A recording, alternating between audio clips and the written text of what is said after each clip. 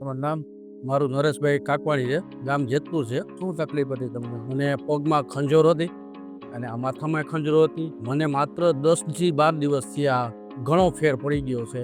માથામાં આટલી એમ બહુ આમ ખંજોર આવતી હતી, બંધ થઈ ગઈ. પગમાં ખરોજો જેવું લગભગ 10 થી 12 વર્ષ જેવું હોય છે મને. તો મને માત્ર 10 થી 12 દિવસમાં આટલો ફેર પડી ગયો છે. કે મને 15 વર્ષથી આ મને કેટલી દવાઈ લીધી, બધી જગ્યાએ કરી અને ક્યાંય ફાયદો નહોતો.